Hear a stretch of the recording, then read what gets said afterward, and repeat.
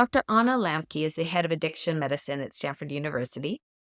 She's a friend of mine from medical school, and she's the author of the New York Times best-selling book called Dopamine Nation.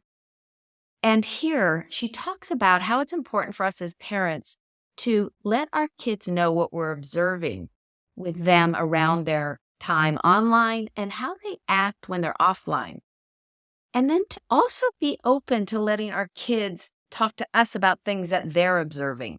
We lose the ability to objectively observe ourselves when we're using an addictive substance or behavior. When we reflect back to teens what we observe, and we do that in a calm, and measured way, at a point in time when they can actually hear it, I think it can be very helpful. So that feedback from others, they're not necessarily going to change the behavior in the moment or agree with us, or they're not going to necessarily go, oh, aha, now I'm going to get off of Snapchat.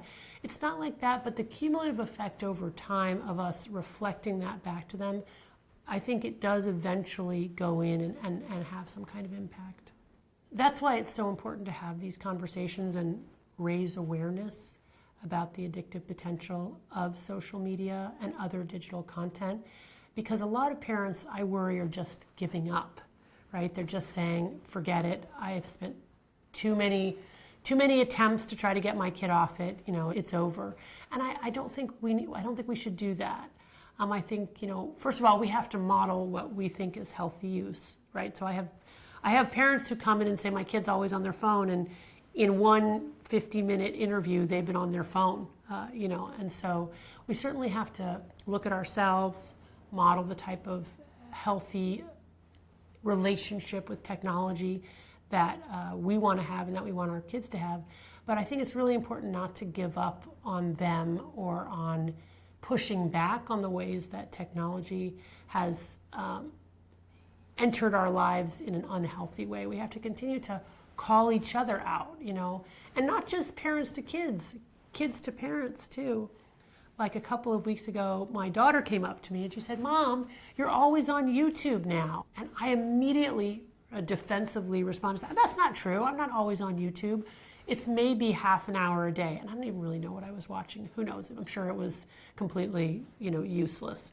But so I just reflexively said, that's not true. And she went away, and of course, then I had to think about it. And I thought to myself, am I always on YouTube now? So what I did was what I encourage my patients to do. I did what's called the 7-day timeline follow back method, where I said, okay, how long have I been on YouTube today? How long do I estimate I was on yesterday? How about the day before that, the day before that? Once you get to 7 days, you add it all up, and lo and behold, I could estimate, based on focusing on it a day at a time, that I had been on YouTube about 10 hours in that past week, which was much more than I thought. And that's really the key thing. It's not so much there's no data like what's the right amount of YouTube, what's a healthy amount of YouTube. We don't have that, right? And it sort of depends on many different things. Why you're on YouTube, what's your job.